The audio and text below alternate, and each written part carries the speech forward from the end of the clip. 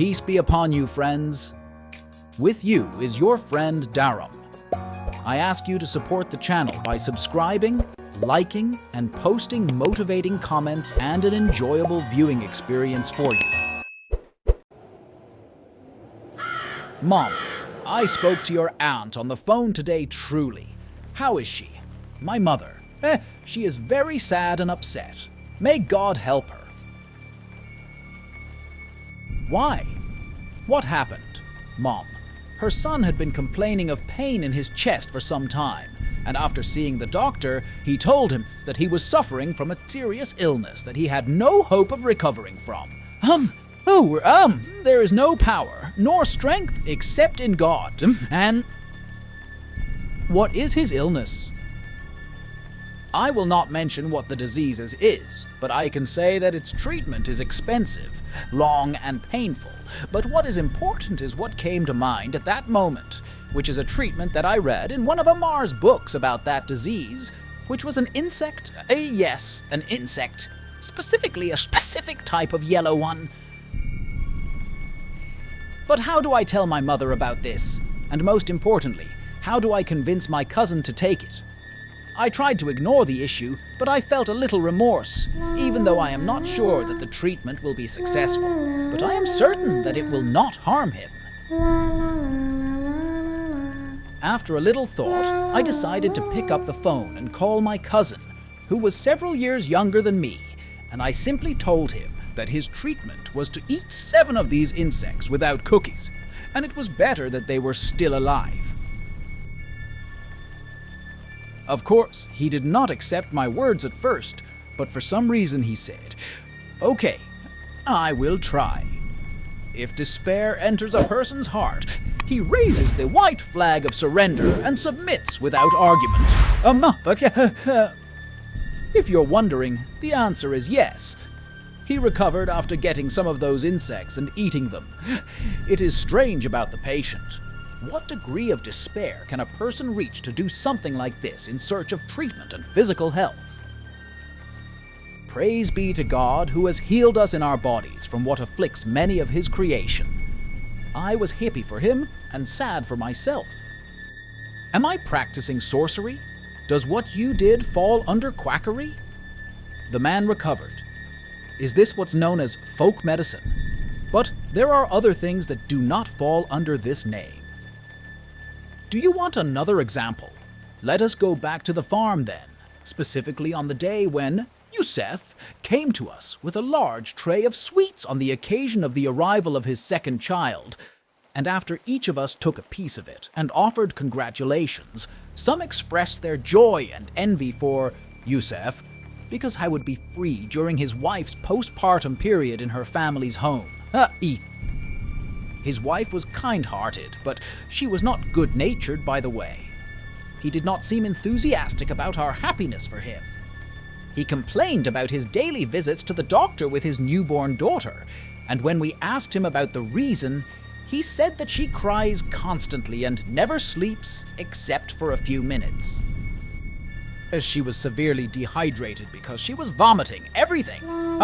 What she is eating is because of the incessant crying. And they kept her in the hospital under intensive care to be fed with serums until they find what's wrong with her. Everyone began consoling him and giving him advice, which was mostly from their imagination, because I suspected something and my suspicion was justified. I asked him, "Did you name her? Yusef?" "Yes, we called it, and for him." The matter was settled for me after what he said, and the solution appeared clearly in front of me, and I decided not to be flattering and to tell him the truth. And I told him, "Change her name, and she will recover, God willing." Yusef denounced my words. Should I change her name? What does her name have to do with the matter? How do I convince this father who was staring at me in amazement that the name he chose for his infant daughter was the reason for her suffering? How do I tell him that her problem is not a disease or a medical illness? How? More importantly, how do I prove it to myself again? Science is right in front of me. I don't know anyone who has tried it before, but what's the harm in experimenting? Isn't experimentation a means of obtaining knowledge or verifying it? But is it permissible for me to experiment on people? Especially a little girl. What makes science and information something certain and reliable? The West? Their experiences? Their research? Are they the only source of earthly certainty for science? Fasting is a religious obligation that we followed for years with certainty without scientific research, and only recently did the West give it a sign of quality and paid zakat as a habit that is beneficial to the body. Oh.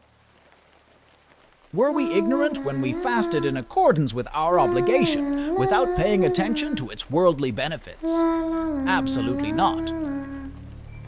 Or because it is part of our religion, we accepted it without question. What about our other sciences? The sciences of the ancients that have been buried by times? Is it possible that they are all false and incorrect? How were we once the beacon of the world? With what sciences have we led the world? There is a missing link. Life is much more complicated than believing that we have seen and discovered everything.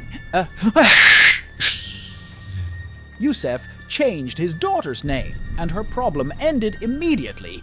And another problem began that I suffered from for days, which was, should I conceal this knowledge or share it with others? Is it the knowledge that is said to be no benefit from it? Or is it another knowledge that people have overlooked or neglected?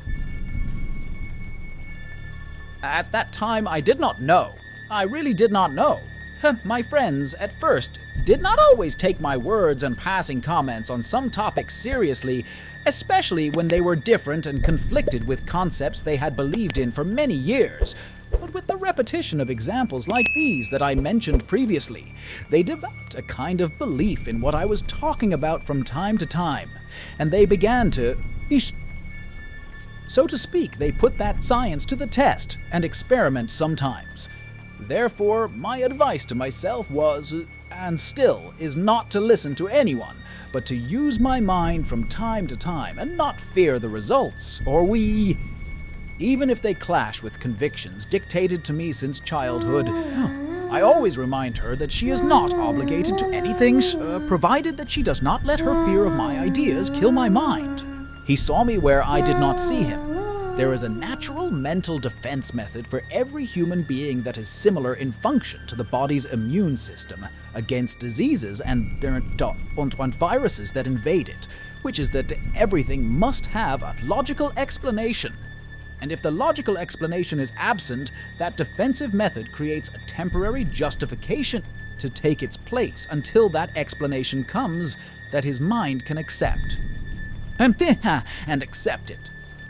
One of our friends came to our break late at night. It was not my nature to stay up late, but that night I was engrossed in a program on television and waiting until I finished it to leave. Saleh sat with signs of tension and panic on his face, and one of those present asked him, "What's wrong with you?" "You look nervous," Saleh, with anxiety and a tone of panic. I don't know what to say, but I saw or thought I saw something during my entry a short while ago. The questioner straightened his seat, and the rest of those present turned their heads and ears with interest towards Saleh, who resumed his speech by saying, "I saw, or I thought I saw, I don't know, a black cat." One of the attendees responded sarcastically, "Is all this because of a black cat?" Saleh, "No, understand me. The cat was only standing on its hind legs as if it were a human and waving at me, and I think it was smiling." Most of those present laughed, and some of them laughed at Saleh, who appeared to be remorseful and extremely embarrassed by what he said, but not me. Because of my previous knowledge of the possibility of such things happening repeatedly, and more than we imagine, jinn are real and happen for many reasons, which I was not about to explain to my terrified friend or to the rest of the cynics who convinced him that he imagined what he saw.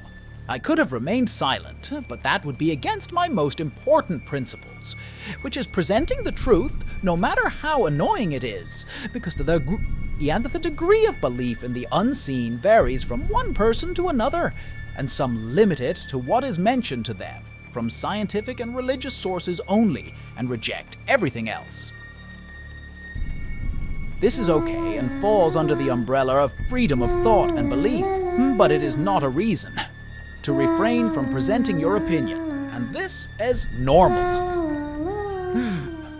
But what is not normal is trying to impose those beliefs by force on others, regardless of whether they are religious, scientific, or otherwise. Hey, even scientific constants are the right of a free person to question them, but he does not have the right to marginalize and belittle others who believe in them, because then he will lose his eligibility and become an ignorant aggressor.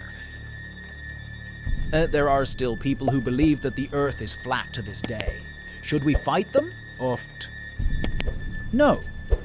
No. Should we resist them when they try to spread this belief by talking about it? Should they be banned when their words turn into actions and they start attacking those who do not believe in their beliefs? Certainly yes. This is the thin line between the wise and the ignorant. The truth does not need anyone to defend it or to attack and destroy its opposite in order to spread it. Right is right and wrong is wrong. And through our practices we determine which one will prevail and flourish and which one will disappear and disappear. My friend made a mistake when he told his story to the rest of the Irka group, because he was subjected to great ridicule that made him regret sharing his mind with them. He was a victim of backwardness. He failed to follow the principles of thinking and the simplest basics of understanding. A collective backwardness that besieged him and forcibly buried his opinion. After the departure of most of the people who were at the rest house that night, I approached Saleh, who was convinced that what he saw was just an imagination created by his mind, and I told him, "Do not leave. Stay with me until everyone leaves." Saleh, he is surprised. Why? I want you on something. Saleh, okay. When the break was empty, about an hour after midnight, I asked Saleh to take me to the place where he saw that cat. Despite his reluctance, claiming that what he saw was an illusion, as he was convinced, I insisted on him going out with me. We walked outside the rest house for a short distance until we reached a group of palm trees. He pointed to one of them with his finger and said, "There, a kid. I saw him standing next to that palm tree, or I thought I saw him." I walked a few steps towards that palm tree until I stood next to it and placed the palm of my left hand on its trunk and directed my gaze to Saleh, saying, "Here." Saleh, with tension on his face, "Yes." "Why are you nervous?" Saleh, "No, never, nothing." "You're not convinced you imagined what you saw, are you?" Saleh, "No, not at all. I was convinced by what the youth said." "Why?" "Guru, what strong argument did they give you to lie to your ease?" Saleh, "Come on, think about it. Is it possible that what you saw was real? Why not? The jinn can take shape. Saleh, worriedly, please do not talk about this topic in this place. Why did we come here in the first place? I am here to offer you a choice, to remain reassured in the darkness of the unseen, or to see for yourself and be sure that you are not delusional." Saleh, "I see what? The cat that I saw is mostly a formed jinn, and we can search all these parts for it, and if it is still there, we will find it or find someone else, and I will force it to form again. I can do that in a certain way." Salish, with great fear, "No, I don't want to see him again." "Don't worry, he won't hurt you. You will only see him from afar." "If you love Salish with surprise, what are you talking about? How will you do that?" "Just tell me you want to verify what you saw and leave the rest to me." Saleh, I don't want to. I am content and comfortable with the idea that I was more delusional. Hey, from the idea that what I saw was real. I don't know what you intend to do, but whatever it is, I am not willing to participate. After those words, Saleh returned to the rest stop, got into his car, and left. I don't blame him. Ignorance is sometimes bliss. In fact, often when it comes to the other world. En ander, saher der anhoorts.